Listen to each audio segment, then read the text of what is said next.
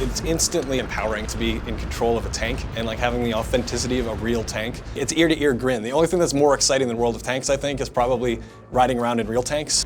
World of Tanks has a special, easy to learn, hard to master kind of design holy grail that is kind of magic.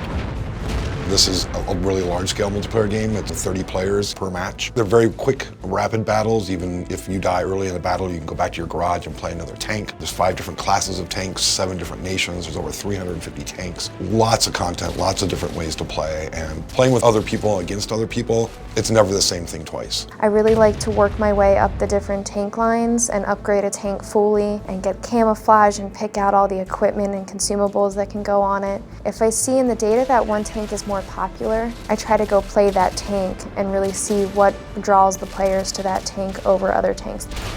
The growth has been phenomenal, and it's because we're supporting such a dynamic game, and because we're an online game, because we're always on, and because we're always adding content, and it's really, really exciting. It's very accessible to anybody to pick up and play. And then tanks have a great history around the world. We jump through many hoops to make sure that the tanks are as authentic as possible, historically accurate, from working off of original plans to making sure we're talking with our in-house historians. And I love playing with them. I love seeing them every day. They're huge, they're massive, they're loud. A lot of our maps are very historically informed. Pacific Islands is a good example, where we looked at some of the islands where there really were tank battles in the Pacific. We do our best to try to make sure that plants in the region are correct. You know, is the ambient correct in terms of sound and backgrounds? Between the Minsk team and here in North America, we've built a pretty amazing multi-channel recording library of tanks. We've done recordings of ballistics, explosions, guns, everything that you can imagine that you can get from a war scenario. We've like gone out and captured it and integrated it into the game. One of the nice improvements that we really get excited about is when we get to do the variants of the map. A lot of the players are accustomed to a standard map, how it's always played, but when we can come through and start creating a rain variant or a snow variant or a night variant, and even now the war variants, the layout may be the same, but as players are going through and playing it, it's a whole new experience for them. If you look at our forums and if you listen to our players, they're so passionate about every aspect of the game. And that really inspires us to listen to the public and try to keep the game experience alive and afresh. I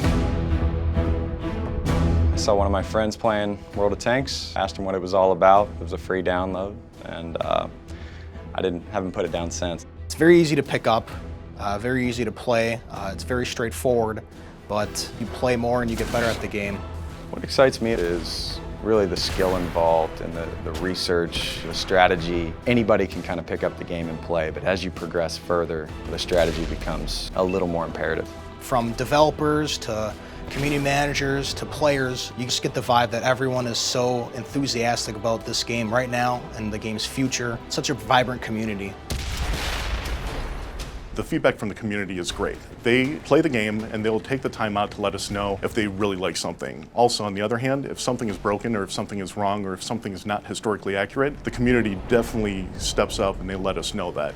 It's just a two-way street, and we try to be as transparent as possible. It's one of the best things about working on World of Tanks, honestly, is the interaction with the community. Every rev that we put out to the public, there's always usually something new, and that's continually happening, and I think it'll continually keep happening forever.